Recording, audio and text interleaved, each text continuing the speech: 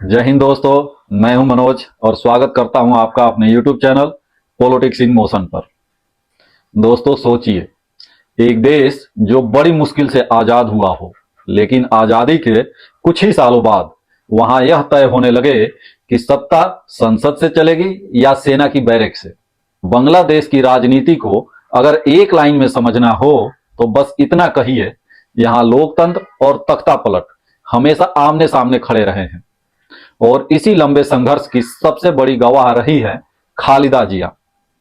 1971 में बांग्लादेश बना, लेकिन हालात बहुत जल्दी बिगड़ने लग गए। 1975 में देश के संस्थापक नेता शेख मुजीबुर रहमान की हत्या कर दी गई। यह सिर्फ एक राजनीतिक हत्या नहीं थी, यह संदेश था कि अब सत्ता का फैसला वोट से नहीं, बंदूक से होगा। और इसके बाद बांग्लादेश में ऐसा दौर शुरू हुआ जहां एक के बाद एक सैन्य तख्ता पलट हुए और आम जनता समझ ही नहीं पा रही थी कि असली सरकार कौन चला रहा है। इसी अराजकता से निकलकर सेना के एक अधिकारी उभरे, जियाउर रहमान। उन्होंने खुद को राष्ट्रपति घोषित किया, राजनीति में सेना की जड़ें मजबूत की और एक राष्ट्रवादी धारा को जन्म दिया। लेकिन विडंबना देखिए, 1981 में उनकी भी सेना के भीतर ही हत्या कर दी गई। यहीं से खालिदा जिया की असली कहानी शुरू होती है। वीडियो में आगे बढ़ने से पहले एक छोटा सा अनुरोध है, अगर आप चैनल पर नए हैं या पहली बार वीडियो देख रहे हैं तो चैनल को सब्सक्राइब कर लें, बेल आइकन को दबा दें ताकि आने वाले वीडियो का इंफॉर्मेशन सबसे पहले आपको मिले। और अगर वीडियो पसंद आए तो वीडियो को लाइक कीजिए, अपने दोस्तों के साथ शेयर करना ना भूलें। अब आते हैं अपने टॉपिक पर। दोस्तों, खालिदा जिया राजनीति में किसी योजना के तहत नहीं आई। वो एक साधारण गृहिणी थी जिन्हें अचानक सत्ता, साजिश और संघर्ष की दुनिया में ढकेल दिया गया। पति की हत्या के बाद उन्होंने बांग्लादेश नेशनल पार्टी की कमान संभाली और धीरे धीरे सेना से नाराज वर्ग, राष्ट्रवादी सोच और सत्ता से बाहर बैठी जनता को एक साथ जोड़ दिया। यह आसान नहीं था क्योंकि उस समय सेना खुले तौर पर राजनीति में थी। 1990 में जनता का गुस्सा फूट पड़ा, सड़कों पर लाखों लोग उतरे, फौजी शासक को हटना पड़ा और पहली बार लगा कि बांग्लादेश शायद तख्ता पलट के दौर से बाहर आ रहा है।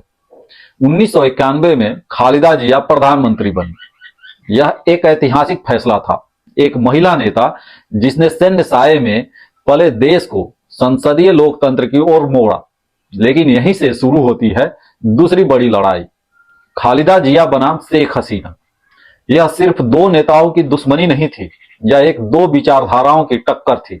एक तरफ बीएनपी की राष्ट्रवादी सेना पृष्ठभूमि से निकली राजनीति, दूसरी तरफ आवामी लीग की मुजीबवादी और धर्मनिरपेक्ष धारा। नतीजा यह हुआ कि जो सत्ता में होता वह पूरा सिस्टम अपने पक्ष में खींच लेता और जो बाहर होता वह सड़क पर उतर आता। इस टकराव ने लोकतंत्र को जिंदा भी रखा और कमजोर भी किया। चुनाव हुए, सरकारें बदली, लेकिन संसद अक्सर खाली रहती। हड़ताल, हिंसा और राजनीतिक बदले की भावना आम बात बन गई। सेना सामने नहीं दिखती, लेकिन हर बड़े संकट में उसकी भूमिका महसूस होती रही। 2006 से 2007 का संकट इस पूरी कहानी का टर्निंग पॉइंट था। चुनाव से पहले देश अराजकता की कगार पर पहुंच गया। नतीजा यह हुआ कि सेना समर्थित कार्यवाहक सरकार बनी। टेक्निकली इसे तख्ता पलट नहीं कहा गया, लेकिन असल में लोकतंत्र को ठंडे बस्ते में डाल दिया गया। खालिदा जिया और शेख हसीना दोनों जेल में थीं। पूरी दुनिया को डर था कि बांग्लादेश फिर 1975 वाले रास्ते पर ना लौट जाए। 2009 में शेख हसीना की वापसी हुई। उन्होंने सेना पर मजबूत नागरिक नियंत्रण स्थापित किया, खुले तख्ता पलट के खतरे को कम किया, लेकिन सत्ता का केंद्रीकरण बढ़ गया। बीएनपी को हाशिए पर ढकेल दिया गया। खालिदा जिया पर मुकदमे चले, जेल हुई, बीमारी ने घेरा। फिर भी वो बीएनपी के लिए एक प्रतीक बनी रही। जब तक वो जिंदा थी, पार्टी के पास एक चेहरा, एक भावनात्मक ताकत थी। वो बांग्लादेश की राजनीति का एक बड़ा चेहरा थी। वो पहली महिला प्रधानमंत्री थी और 3 बार सत्ता में रही। वो लंबे समय से बीमारी से जूझ रही थी, उनकी हालात गंभीर थी और पिछले महीने से अस्पताल में इलाज चल रहा था। 30 दिसंबर 2025 को 80 वर्ष के उम्र में उनका निधन हो गया। यह सिर्फ एक नेता की मौत नहीं है, यह उस दौर का अंत है जिसने दशकों तक बांग्लादेश की राजनीति को दिशा दी। खालिदा जिया का जाना ऐसे समय पर हुआ जब बांग्लादेश पहले से ही राजनीतिक दबाव, अंतर्राष्ट्रीय आलोचना और आंतरिक असंतोष के दौर से गुजर रहा है। हाल के वर्षों में चुनाव की निष्पक्षता पर सवाल उठे, विपक्ष कमजोर पड़ा और सत्ता का केंद्रीकरण बढ़ा। इन सबके बीच खालिदा जिया बीएनपी के लिए आखिरी भावनात्मक धागा थी जो पार्टी को एकजुट रखे हुए था। उनके निधन के बाद अब यह धागा टूट चुका है और पूरा दारोमदार उनके बेटे तारिक रहमान पर आ गया है। आज का बांग्लादेश वही बांग्लादेश नहीं है जो 1990 या 2006 में था। सेना अब सीधे तख्तापलट की भाषा नहीं बोलती, लेकिन राजनीति की कमजोरी, सड़क पर बढ़ता गुस्सा और संस्थाओं पर घटता भरोसा, ये सब वही पुराने संकेत हैं जिन्हें इतिहास पहले भी देख चुका है। बेरोजगारी, महंगाई और युवाओं की बढ़ती निराशा ने विपक्ष के लिए एक नया स्पेस बनाया है।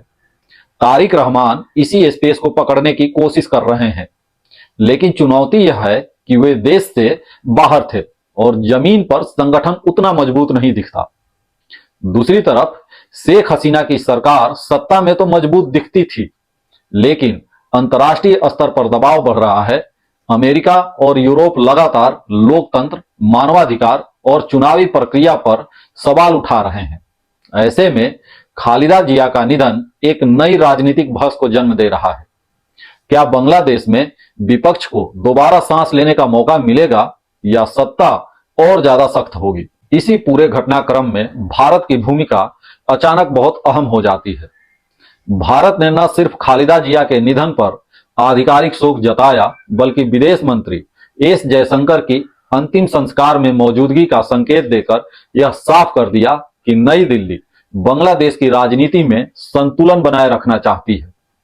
यह संदेश सिर्फ आवामी लीग के लिए नहीं, बल्कि बीएनपी और तारिक रहमान के लिए भी है कि भारत दरवाजे बंद नहीं कर रहा। आज के संदर्भ में यह इसलिए भी जरूरी है क्योंकि चीन बांग्लादेश में अपने आर्थिक और रणनीतिक कदम तेज कर चुका है।